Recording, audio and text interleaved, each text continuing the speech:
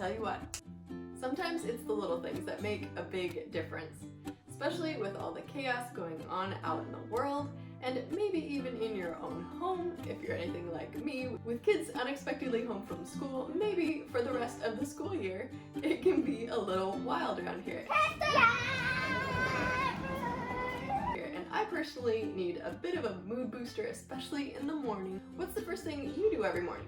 For me, it's getting into my fridge and getting a chai tea latte. I'll show you how I make my chai tea latte. Well, I need to make another batch of chai tea today, and I thought that I would just tell you some of the health benefits and why I feel really good about having chai tea every day. Now, a lot of people say that there are health benefits to coffee, but I'm personally intolerant to it, so chai tea is my substitute. It's a calming ritual, and there are other reasons that chai tea is calming, and I wanted to share that with you because I think it's so interesting. Now, my other YouTube channel is called Aim for Creative Life. I'll leave a link in the description box below, all about intentional creative living. So intentionality is really important to me, and one way that I like to be intentional is being really informed about the things that I'm consuming. So not only did I want to learn how to make chai tea from scratch, but I also wanted to learn the specific benefits of the individual ingredients, and I thought I would share that with you in case you're interested as well. The first one a lot of people are familiar with is cinnamon. A lot of times it will show up around Christmas time in crafts, and cinnamon actually improves circulation. That's something I struggle with. It also helps regulate blood sugar. So that's also something that I struggle with. I'll get shaky and grouchy, you know, that hangry feeling. That comes from blood sugar regulation issues. So cinnamon for me is a great ingredient. It also aids in digestion and relieves bloating. Now, another ingredient that both aids digestion and improves circulation are cloves. Cloves actually help with pain relief. They have antibacterial action, so they're definitely a winning ingredient too.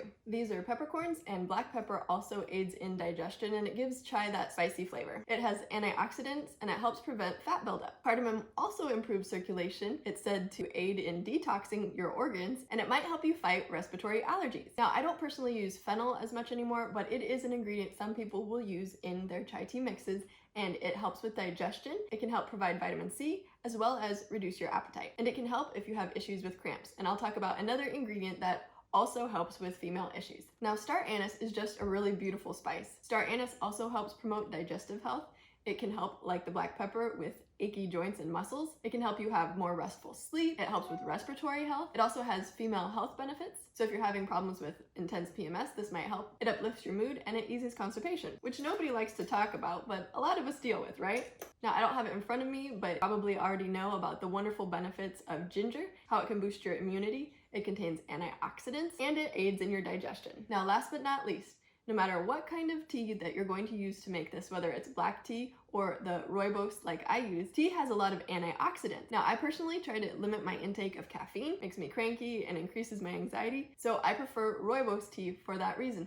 But I also learned other amazing health benefits that I want to share with you now. A health practitioner named Karen Kurtik wrote a wonderful article, and I'll link it below, where she goes into how she uses rooibos tea in her practice in order to help women with their struggles, reducing stress and boosting progesterone.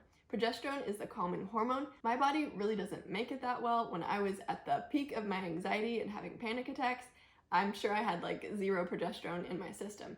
Now I actually do supplement with it, but Karen goes into why rooibos tea is actually a really calming tea to use for a different reason other than not having caffeine. She said that in times of stress, our bodies will just kind of capture other hormones and turn it into cortisol, the stress hormone, the one that raises your blood pressure, the one you don't really want a lot of, right? So in my case, my body has decided to take all the progesterone hostage and convert it into cortisol.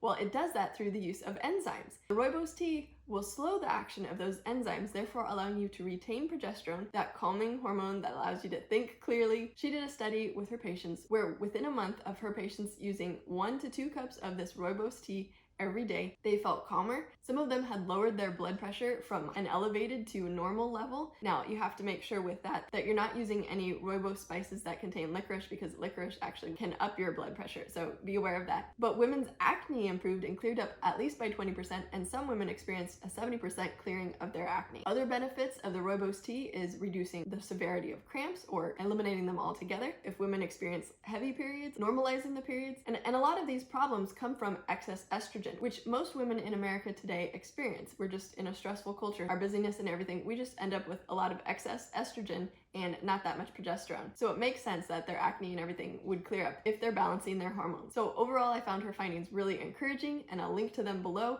Really go read it, especially if you're having a deficit of progesterone and you're high in anxiety. You might be low in progesterone. Please go find an integrative physician, get your hormones checked.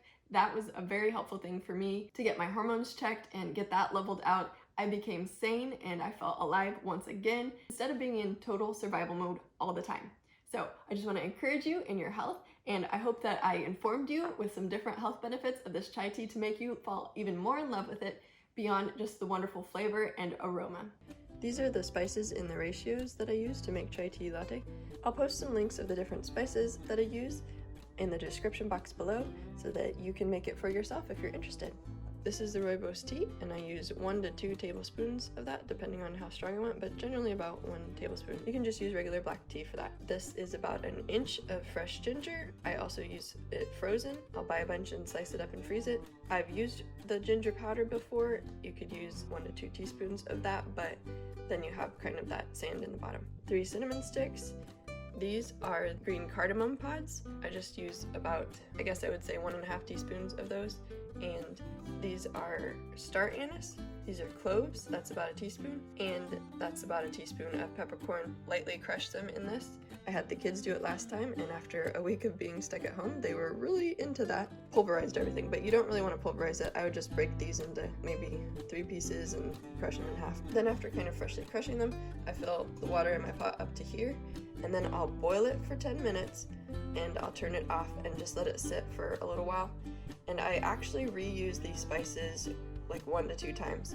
I take out the soggy ginger after that. I'll just stick these in my tea strainer and dry them out. But once that is all done boiling and it's cooled, I will put the tea strainer in here and just pour it through that, and it'll fill up. And I'll make 1 to 2 of these. When I want to make my own tea, I add 1 to 2 teaspoons of maple syrup in my mug, and then the rest of that is almond milk. So 1/2 to 1 inch of the milk, depending on how strong you like your concentrate in there, and I'll fill the rest up with tea to here. Then I would just heat that up. It's a little bit healthier, and I'm not spending a lot of money on Starbucks. If you enjoyed this video, please be sure to give it a thumbs up, click subscribe below, and hit the notification bell so that you'll know when the next video is up. I hope you have a wonderful day. Bye.